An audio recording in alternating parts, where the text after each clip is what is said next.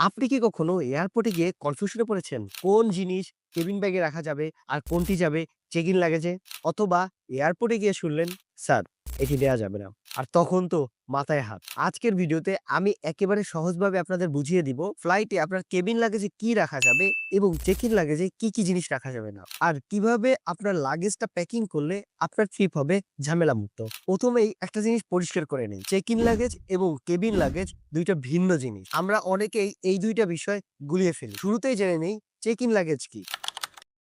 এই ব্যাগটা কাউন্টারে জমা দিতে হয় এবং গন্তব্যে পৌঁছানোর পর ব্যাগেজ বেল্ট থেকে এটি আপনি সংগ্রহ করতে পারবেন। এটি সাধারণত ওজন হয় ২০ থেকে ৩০ কেজির মতো। আর কেবিন লাগেজ কি?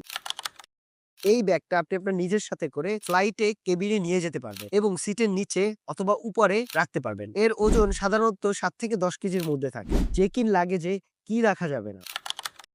অনেকে চেক ইন লাগেজে ক্যাশ টাকা, পাসপোর্ট ইত্যাদি ইম্পোর্টেন্ট ডকুমেন্ট রাখতে চায়। কিন্তু এইগুলো চেক ইন লাগেজে রাখা যাবে না। কেন রাখা যাবে না? এটা আপনার নিজের সিকিউরিটির জন্য। কারণ চেক ইন লাগেজ হারিয়ে যাওয়ার একটা সম্ভাবনা থেকেই যায়। যদিও বর্তমানে প্রযুক্তি অনেক উন্নত হয়েছে, কিন্তু তবুও হারিয়ে যেতেই পারে। এই কারণে আপনার যে ডকুমেন্ট গুলো একবার হারালে তা ফিরে পাওয়া অনেক কঠিন, সেগুলো চেক ইন লাগেজে কখনো রাখবেন না। তাছাড়াও দামি গয়না, কাঁচের আইটেম ইত্যাদি রাখবেন না। কারণ আপনি যদি কাঁচের আইটেম রাখেন, আপনার যে ব্যাগটি একটা স্থান থেকে আরেকটা স্থানে প্রচুর পরিমাণে মুভ করা হবে। তো এত মুভের কারণে কাঁচের আইটেমটা ভিতরে থেকে ভেঙে যেতে পারে। তাছাড়াও দাহ্য বস্তু যেমন ম্যাচ, লাইটার ইত্যাদি রাখা যাবে না। কারণ আপনার বিমানের নিচের যে কম্পার্টমেন্ট ওখানে থাকে। কোন কারণে এগুলোতে যদি আগুন ধরে যায় তাহলে পুরো বিমান এর জন্য রিস্কে পড়ে যাবে। তাই দাহ্য যে পদার্থগুলো আছে এগুলো আপনি চেক ইন লাগেজে নিতে পারবেন না। এখন চলুন জানি কেবিন লাগেজে কি জিনিস নেয়া যাবে না।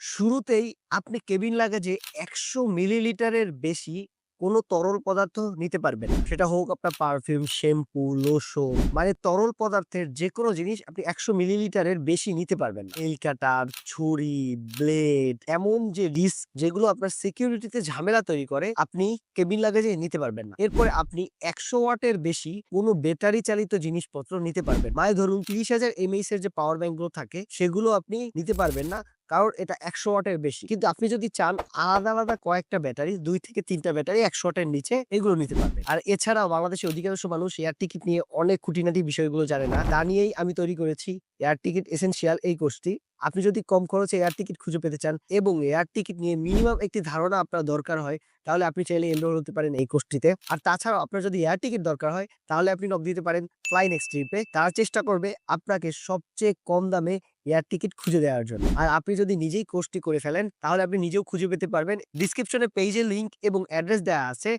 চাইলে আপনি তাদের সাথে যোগাযোগ করে দেখতে পারেন। তাহলে এখন চলুন জেনে নেই কিভাবে আপনি লাগেজ প্যাক করলে কোনো ঝামেলায় পড়বেন না। আপনি আপনার কেবিন লাগেজ বা আপনি যেটি সাথে করে নিয়ে যাবেন, সেই লাগেজে রাখবেন আপনার পাসপোর্ট, আপনার দরকারি যে ডকুমেন্ট গুলো থাকে সেগুলো, আপনার এয়ার টিকিট এবং পরবর্তী কোনো ফ্লাইট থাকলে সেগুলোরও এয়ার টিকিট। এগুলো সব আপনি আপনার কেবিন লাগেজে রাখবেন। তাছাড়াও mobile, laptop, charger, electronics gadget সংশ্লিষ্ট এই প্রোডাক্ট গুলো আপনি আপনার নিজের সাথে করেই নিয়ে যাবেন। তাছাড়াও ঔষধ, অবশ্যই প্রেসক্রিপশন সহ এগুলো আপনি কেবিন লাগেজে নিয়ে যাবেন। ছোট পারফিউম যেটার সাইজ ১০০ মিলিলিটারের নিচে এগুলো আপনি চাইলে কেবিন লাগেজে নিয়ে যেতে পারেন। এখন চলুন জেনে নেই চেক ইন লাগেজ তথা যেই লাগেজটি আপনি এয়ারপোর্টে এয়ারলাইন্স এর কাছে জমা দিবেন, সেই লাগেজে কি নিতে পারবেন।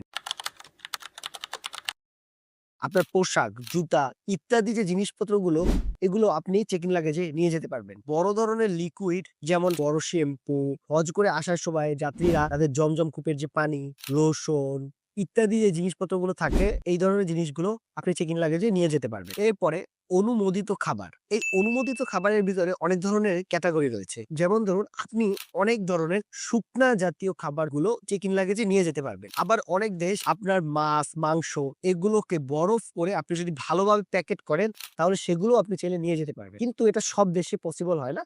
কিন্তু কিছু দেশে আপনি চাইলে এগুলো পারবেন। তাহলে আজকের আমরা জানলাম চেক ইন লাগেজ এবং কেবিন লাগেজ এগুলো কি এবং এগুলোতে আপনি কি জিনিসপত্র নিয়ে যেতে পারবেন। আর এই ভিডিওটি যদি ভালো লাগে ভিডিওটিতে একটি লাইক দিন, কমেন্ট করে জানান আপনার মতামত আর জানান আপনার অভিজ্ঞতা সমূহ যে আপনি কখনো এয়ারপোর্টে গিয়ে ব্যাগেজ নিয়ে কোনো সমস্যায় পড়েছিলেন কিনা। আর নতুন ট্রাভেল টিপস পেতে চ্যানেলটির বেল আইকন প্রেস করে রাখুন। তাহলে ভালো থাকবেন, সুস্থ থাকবেন। আমাদের জন্য দোয়া করবেন। আর এয়ার টিকেট লাগলে টপ দিবেন ফ্লাই নেক্সট ট্রিপে।